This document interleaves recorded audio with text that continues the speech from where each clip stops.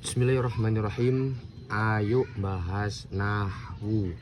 Kan saya buat untuk santri-santri yang mungkin dulu pernah mondok dan sekarang sudah tidak mondok, ingin bernostalgia untuk mematelaah kitabnya lagi, ataupun ini juga konten yang saya buat untuk teman-teman yang mungkin sekarang berprofesi sebagai guru diniyah yang mengajarkan kitab ini, kitab Jurumiyah. Mari kita belajar bersama-sama. Semoga saja ilmu yang diberikan oleh Allah kita bisa memanfaatkannya dengan baik, menjadi ilmu yang bermanfaat, barokah untuk teman-teman yang lain.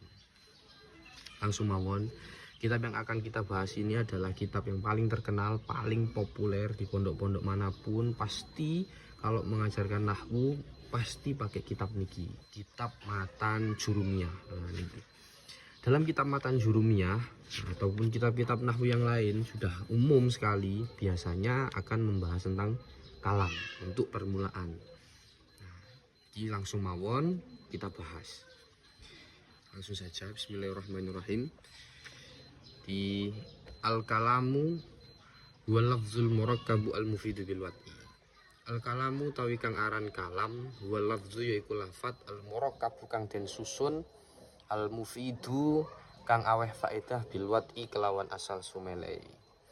Wa aksamuhu utawi bagian-bagiani kalam iku salah satu telu. Ismun nyatane kalimat isim, wa fi'lun lan kalimat fi'il, wa harfun lan kalimat huruf. Ja kang tumeka apa harf limaknan krana arahe nekake makna kang liya. Pun. Dalam pembahasan ini kula akan membahas tentang keterangan satu persatu dari definisi-definisi yang ada. Yang pertama, definisi daripada kalam itu sendiri. Kalam. Kalam itu adalah al-lafzu al-murakkabu al-mufidu bil wad'i. Kalam itu adalah lafaz yang murakkab, yang mufid dan bil wad'i. Nah, keterangannya seperti apa? Yang pertama, kalam itu adalah lafaz. Lafaz itu apa tuh? Lafaz itu, ngapunten teman-teman bisa cross check dalam kitab-kitab syarah. Yang namanya lafaz itu dia itu adalah sautun mustamilun ala ba'di hurufil hijaiyati. Kalau nggak salah seperti itu, yang artinya lafaz ini adalah kalimat yang kita ucapkan atau suara, suara yang mengandung sebagian huruf hijaiyah. Jadi kata yang kita ucapkan di mana kata tersebut mengandung sebagian huruf hijaiyah. Nah, teman-teman jangan bingung ketika kalau mengatakan kalimat dan kata, karena kalau dalam bahasa Arab kata itu adalah kalimat seperti itu. Kalau dalam bahasa Indonesia kalimat itu kan susunan dari kata-kata, susunan dari kata-kata yang dijadikan satu, itu namanya satu kalimat.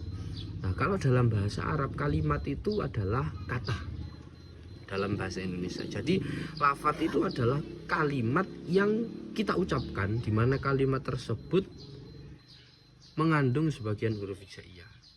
Jadi kalam itu adalah yaitu tadi lafaz, harus ada suaranya. Nah, mengecualikan daripada itu, kalau tidak ada suaranya, misalnya tulisan tok, misal kaligrafi, kalau tidak kita ucapkan, kalau tidak kita katakan, ya berarti itu bukan kalam, ya hanya tulisan, bukan kalam, seperti itu.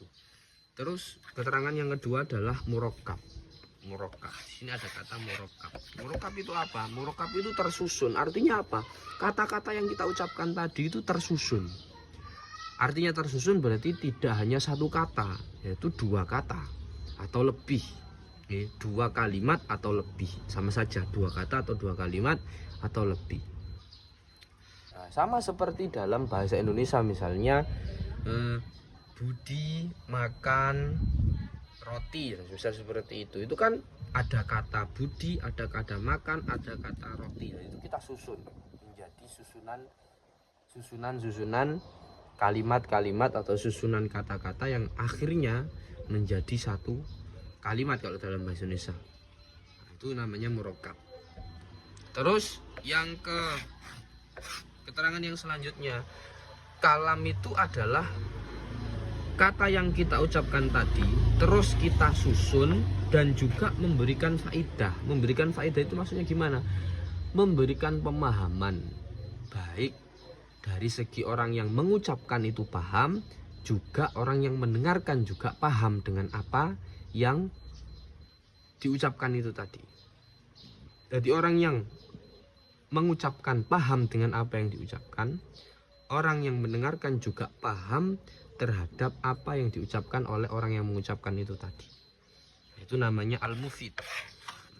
Mengecualikan daripada al-mufid ya, yaitu tadi ketika ada hewan misalnya seperti burung beo mengucapkan assalamualaikum. Nah, assalamualaikum lafat diucapkan karena kan diucapkan. Terus juga murokkab tersusun, assalamu dan alaikum tersusun.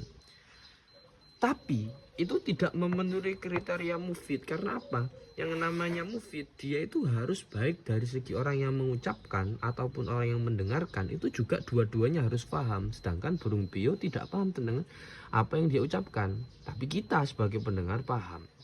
Nah, maka kesimpulannya ya, apa yang dikatakan oleh burung beo itu bukan kalam, karena tidak sesuai dengan kriteria mufid seperti itu.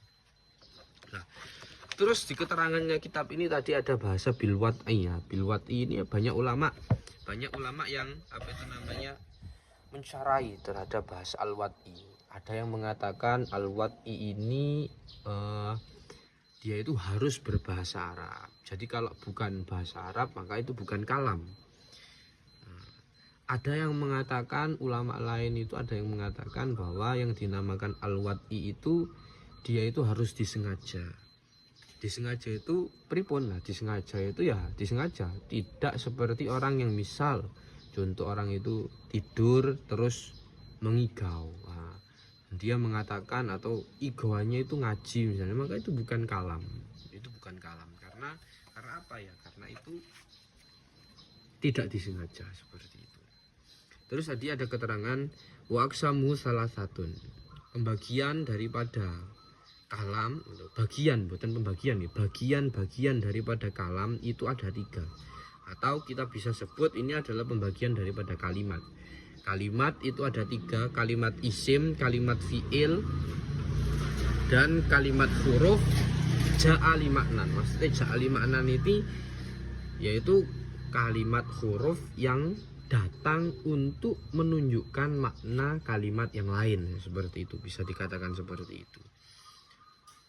Kalau dalam bahasa Indonesia, kalimat isim, kalimat fiil, dan kalimat huruf itu ada kesamaan. Kalau kalimat isim itu ya kata benda, kalau kalimat fiil ya kata kerja, kalau kalimat huruf itu adalah kata sambung. Kenapa kok kalimat huruf itu ja'ali maknan? Karena ya kata sambung gak harus dengan kalimat yang lain. Kalau kata sambung tidak bersamaan dengan kalimat yang lain, maka dia tidak akan menunjukkan makna. Misalnya contoh, misal apa kata sambung? Di. Ketika kita mengatakan di tok ya tidak akan bisa memahamkan kalimat yang lain, kecuali ketika kalimat di itu tadi bersamaan dengan kalimat yang lain, misalnya di rumah, nah itu bisa memahamkan seperti itu. Makanya kalimat huruf itu ja'ali maknan, yaitu datang untuk menunjukkan makna kalimat yang lain, seperti itu. Mungkin dari sini itu dulu yang bisa kulo sampaikan. Nah, nanti kita sambung lagi tentang keterangan selanjutnya. Terima kasih.